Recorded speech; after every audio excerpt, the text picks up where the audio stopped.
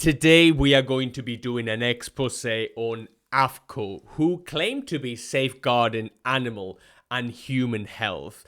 The Association of American Feed Control Officials, AAFCO, is an independent organization that has been a guiding state, federal, and international feed regulators with ingredients and definitions, label standards, and laboratory standards for more than 110 years, while supporting the health and safety of people and our animals.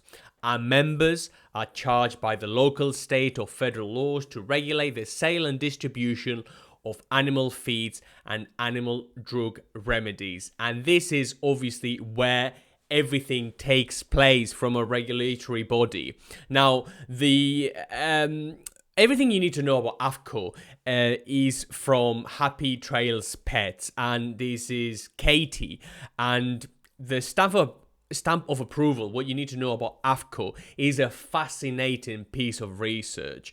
And she reads, as a certified vet technician and canine nutritionist, it's been no secret that AAFCO is the main talk of many classes and courses I've taken. As a pet owner, I'm sure you have some questions, and I'm almost positive that you've heard of AAFCO. But I'm here to tell you that everything you have been told about pet feed regulations is likely a lie. She reads that when I was in school for veterinary technology, there was a lot of emphasis put on making sure that we choose and only recommend pet foods which are AAFCO approved. And, well, it made sense. A regulatory agency making sure the pet food is complete and balanced. What's not to like, right?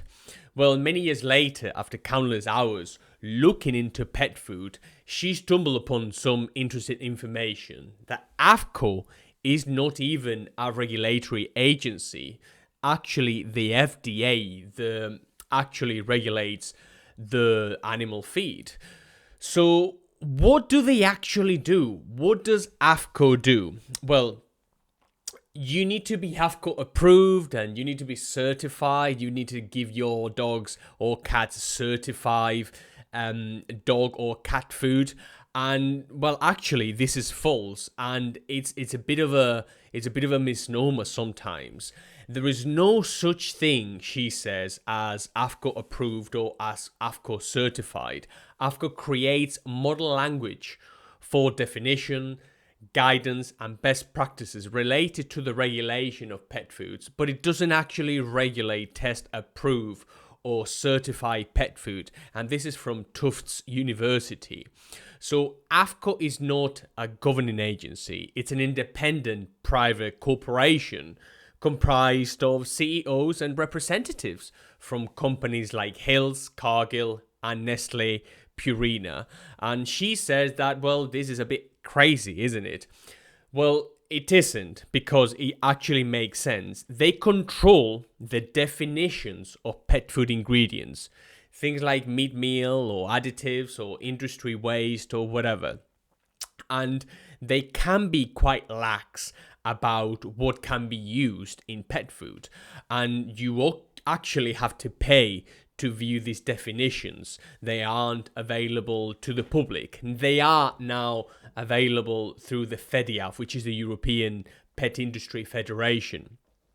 And so why would we have to pay money, right, to see what's being used in our pets' food? And AAFCO also regulates the standards of what they deem an essential nutrient level for animals in 2 life stages: growth, reproduction, and adult maintenance. Things like crude minimums and some maximums for those nutrients that could be toxic in large amounts, such as vitamin D, for example, in which Purina was had a bit of a recall a few months back on the guaranteed analysis. They do not set ideal nutrient levels. All they say is that you have minimum requirements and maximum requirements, but there aren't any ideal nutrient levels. As long as the food contains the minimum of some nutrients and doesn't go over maximum for others, it gets a complete and balanced diet. So whenever you see or hear the definition or the nomenclature complete and balanced. That's what that means. This sort of comes in within a range, and this leaves a large gap in variation on nutrients.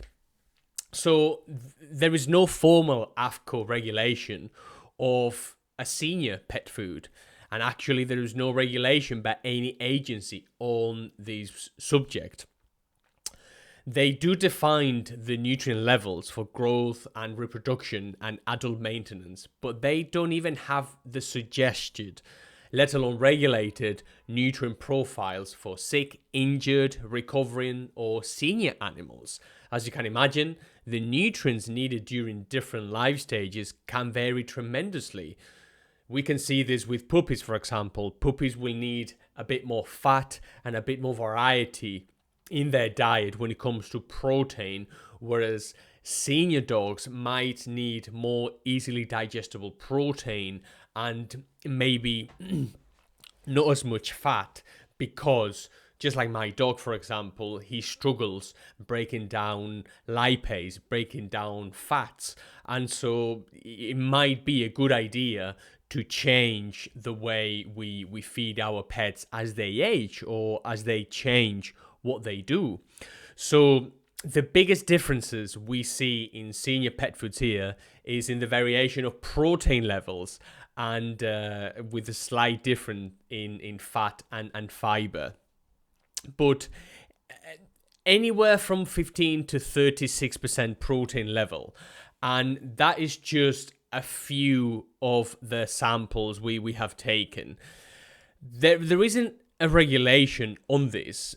Everyone seems to have their own beliefs when it comes to protein levels for senior pets or for pets with kidney disease, for example. But the truth is, there have been no conclusive studies that show low protein diets prevent kidney disease. So, and then many holistic vets find that restricting protein actually does more harm to our animals, including those with kidney disease. I mean, it does make sense. If you restrict protein, you are going to restrict the essential amino acids, the building blocks of muscle tissue. And so it's, the low protein myth is a bit of an old wives' tale, something based, in my opinion, out of ignorance. And this is won't die. Inferior quality protein can harm a dog's kidneys, but the solution isn't to continue with a low quality food or with inferior quality ingredients and feed less of them. The solution is to improve the quality of the ingredients and in that way provide that the dog needs for good health. And so the AAFCO standards here, they have a profile, a set of standards for pet food that was set in the 1990s, which is quite some time ago, and widely vary from the newest National Research Council guidelines. Very few updates have been made to the AAFCO guidelines over the years, but the one that sticks out is the minimum protein content. And for dogs, it used to be 22%, now is 18%, which is lower. This is probably why companies can get away with using more of the cheap ingredients like grains and legumes as opposed to meat products, which are far more expensive. And this is something I say all the time. You want to be paying for meat in dog and cat food. You don't want to be paying for corn gluten meal, for sugar, for caramel coloring, from natural flavors. You want to be paying for meat. And also keep in mind that by setting these standards, this is only placing a bare minimum requirement on the food to be able to sustain life. But these aren't optimal levels for optimal peak performance, thriving vitality or health. And it isn't providing extra nutrition in times of maybe of disease, illness, or injuries. So Whilst AAFCO upholds standards for adult maintenance as well as growth and reproduction stages of animals, the NRC marches to a different beat of more practical nutrient guidelines. The NRC sets standards for various life stages, including puppies and kittens, post-weaning, lactation, gestation, and adult maintenance. And the scariest part of AAFCO, in my opinion, is that vet prescription diets don't really have to meet AAFCO minimum requirements. The AAFCO minimum protein content for an adult cat maintenance is 26%. Some common vet diets contain a whopping 10% protein, which is minimal for a cat. I mean, this is the bare bones in terms of cat nutrition. We know that high quality animal-based protein is essential to carnivores. In fact, nearly every single cell in the body contains and uses protein. By limiting these vital nutrients, we are doing great harm to our pets. So, this is the crux of the issue when it comes to AAFCO. The ingredient sourcing, again, there aren't any clear guidelines for the source ingredients used in pet food. To AAFCO, protein is protein. It can be meat-based or plant-based. It can come from peas, pea protein, potato protein, corn protein meal, soya protein, or chicken, or it could be anything. Protein is protein, and that's something that doesn't resonate well with me. And plant-based diets aren't the most beneficial for dogs or cats. And a food can, of course, pass this test with flying colors.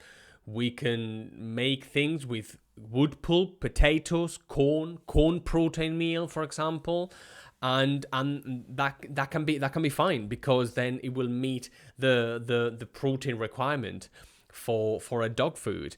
And it doesn't really matter how much poor quality ingredients are used to make the pet food if it can meet the nutrient standards. As stated in other studies and other blog posts from this lady and many others, a bunch of other people add vitamins and maybe some minerals, and that can be made complete and balanced.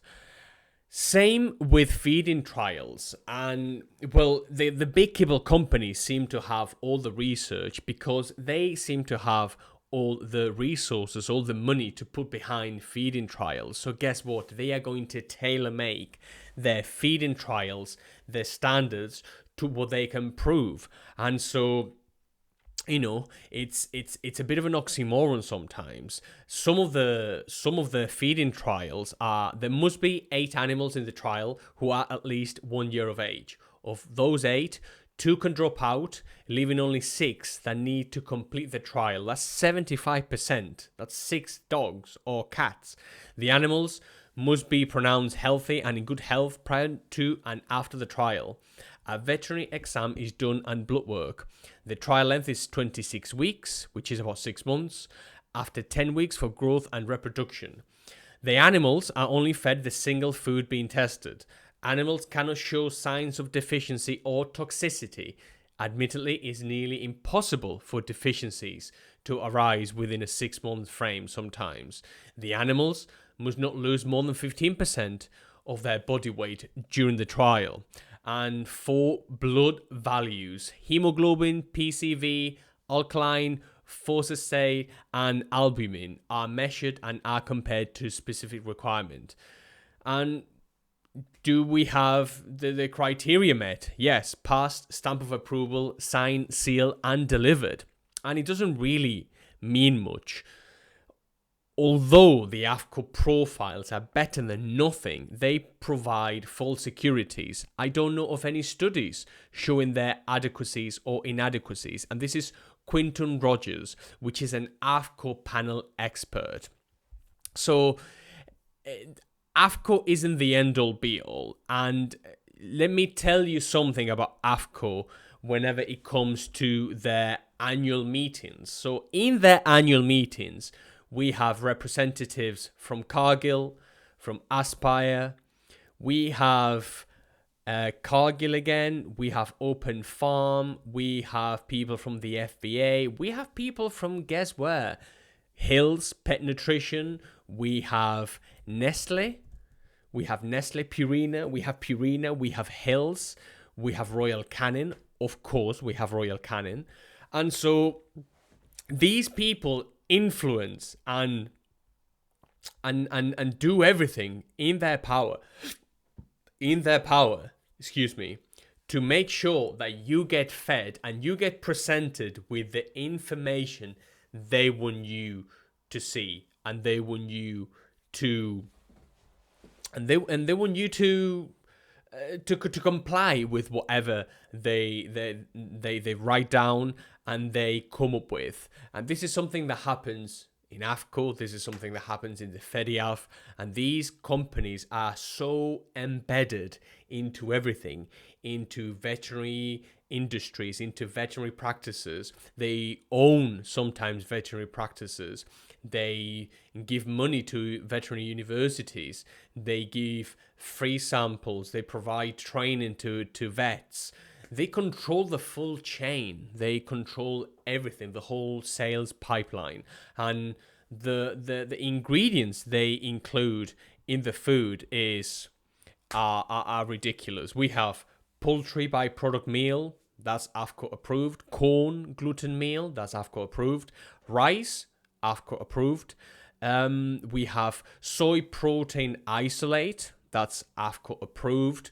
We have things like wheat gluten, that's okay in cat food and AAFCO approved. We have rice and corn starch modified, that's AAFCO approved. We have natural flavors. What flavors? What do you mean by natural? We don't know. That's AAFCO approved.